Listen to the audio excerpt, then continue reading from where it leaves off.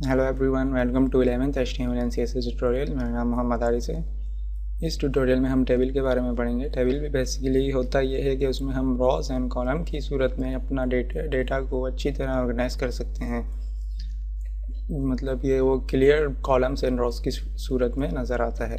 ठीक है, टेबल के लिए हम HTML में टेबल टैग यूज़ करते हैं।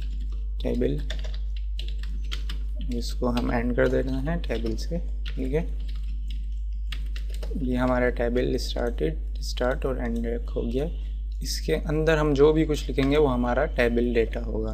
सही है, वो हमारा टेबल में आएगा। सही है, उसके लिए हम यूज़ करते हैं रॉस एंड कॉलम। रॉस के लिए हम TR यूज़ करते हैं, टेबल रॉ स्टैंड फॉर।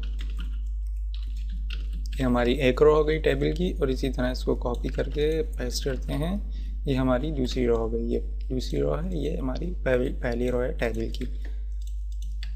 इसी तरह रॉस के अंदर हम कॉलम यूज़ करते हैं।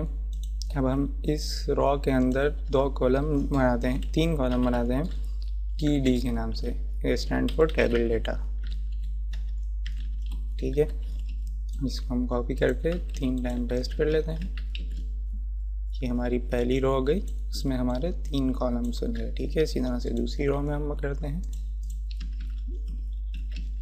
ठीक है, अब ये हमारा टेबल हो गया पूरा।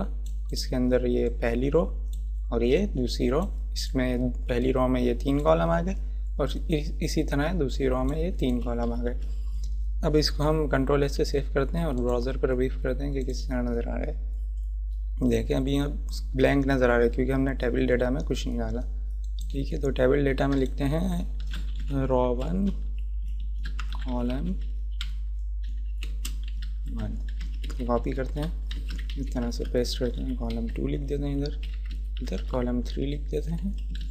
ठीक है, और इसी तरह यहाँ पर लिख देते हैं रो 2 कॉलम 1, कॉपी कर लेते हैं।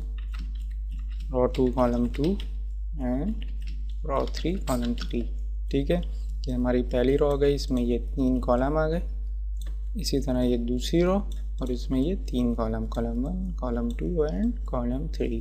ठीक है, Ctrl+S से सेव करते हैं, ब्राउज़र पर व्यू करते हैं। देखें आप, ये आ गई हमारी पहली रो, ये आ गई हमारी दूसरी रो, और इसमें 3 कॉलम आ गए। पहली रो में 3 कॉलम आ गए, ये दूसरी रो में ये 3 कॉलम आ गए। अब हम इसको अच्छा दिखने के लिए हम इसमें बॉर्डर दे सकते हैं टेबल पर, तो ये हर कॉलम को अलग अलग शो कर देगा। ठीक है, अब उसके लिए हम क्या करेंगे, टेबल पे जाएंगे यहाँ और इसमें स्पेस देंगे और इधर लिखेंगे border equal to double quotes, और इधर दे देते हैं 1 पिक्सल का एक बॉर्डर। ठीक है, तो Ctrl+S से इसको सेव करते हैं और ब्राउज़र पर व्यू करते हैं। आप देखें, क्लियर नज़र आ रहा है। अब अलग अलग रो सेम नज़र आ रही हैं और अलग अलग कॉलम्स। ये पहली रो, इसके ये 3 कॉलम 1 2 3, और ये दूसरी रो, इसके 3 कॉलम 1 2 एंड 3।